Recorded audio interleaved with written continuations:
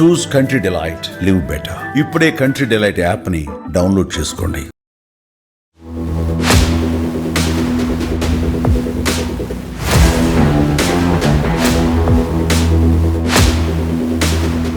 ఓ వింత అంచనా ప్రపంచాన్ని వణికిస్తోంది. భారీ విపత్తు తరుముకొస్తోందని అంతా భయపడుతున్నారు.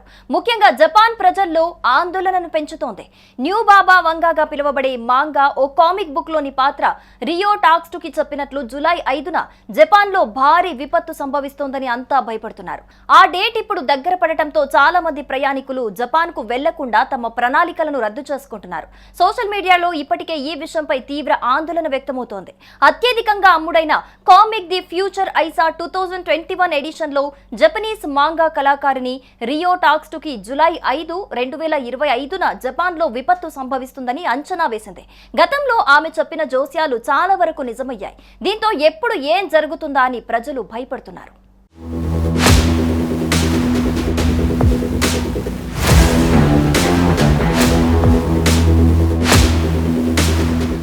బాబా వంగా జోస్యం ఇప్పుడు సంచలనంగా మారింది. జులైలో జపాన్ కు భారీ సునామీ వచ్చే ప్రమాదం ఉందని ఆమె అంచనా వేశారు. రియో టాక్స్టుకి తన తాజా పుస్తకం ది ఫ్యూచర్ ఐసాలో ఈ విషయాన్ని రాసింది. 2025 జూలై 5న ఈ విపత్తు సంభవించే అవకాశం ఉందని ఆమె పేర్కొనడం గమనార్హం. జపాన్, ఫిలిప్పీన్స్ మధ్య సముద్ర గర్భంలో టెక్టానిక్ ప్లేట్లు కదలటం లేదా అగ్నిపర్వతం బద్దలవటం వల్ల ఈ విపత్తు సంభవిస్తుందని ఆమె చెప్పారు. ఇది సునామీ లేదా భూకంపం రూపంలో ఉండవచ్చని వివరించింది.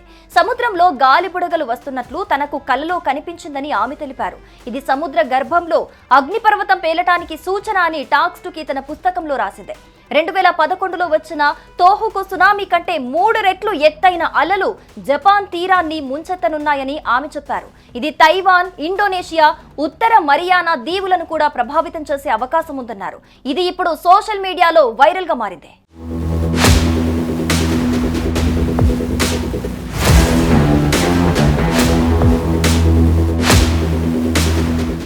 కాగా గతంలో రియో టాక్స్టుకి చెప్పిన జోస్యం నిజమైంది. 2011లో జపాన్ లో వచ్చిన తోహుకు భూకంపం, సునామీ గురించి ఆమె ముందుగానే అంచనా వేశారు.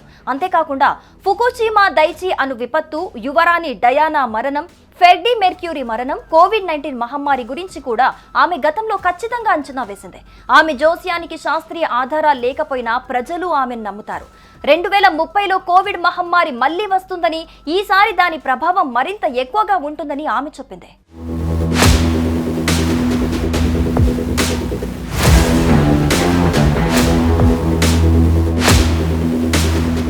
జూలై 5వ తేదీ దగ్గర వస్తున్న క్రమంలోనే ఇతర దేశాల నుంచి జపాన్ కు వెళ్లేందుకు చాలా మంది ఆసక్తి చూపించడం లేదు.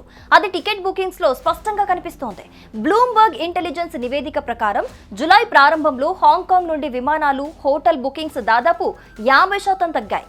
చైనా, థాయిలాండ్, వియత్నాం నుండి బుకింగ్లు 83% వరకు తగ్గాయి. ఇది జపాన్ పర్యాటక పరిశ్రమకు తీవ్రమైన దెబ్బగా చెప్పుకోవచ్చు. ఈ గందరగోళం మధ్య జపాన్ అధికారులు ప్రజలు ప్రశాంతంగా ఉండాలని చెబుతున్నారు.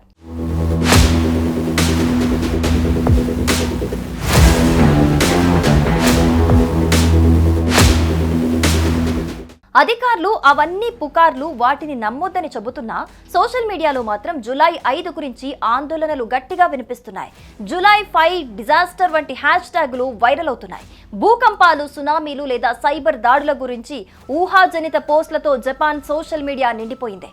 గతంలో ఈ రియో టాక్స్టుకి అనే కార్టూన్ పాత్ర చెప్పినట్లు మార్చి 2011లో తోహుకి భూకంపం, సునామీ, యువరాణి డయానా మరణం, ఫ్రెడ్డీ మెర్క్యూరీ మరణం, కోవిడ్-19 మహమ్మారి వంటివి నిజంగానే సంభవించాయి. అందుకే ఇప్పుడు జూలై 5 గురించి కూడా చాలా మంది భయపడుతున్నారు.